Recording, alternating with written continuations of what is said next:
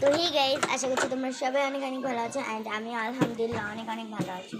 তো গাইজ, আমি কিন্তু এই কথাগুলো তোমাদেরকে না, তোমরা চাইলে আমার ভিডিওটা স্কিপ করে যেতে পারো, এটা কিন্তু আমি হাবিবাকে বলছি।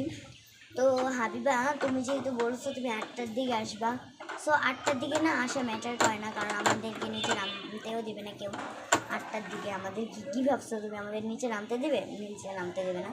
তো তুমি আসলে 4টার দিকে আসো, তারপর তোমার যখন ইচ্ছা তুমি তখন চলে যাও। আর যদি এতই দেখা করতে ইচ্ছা না হয় তাহলে তুমি এসো।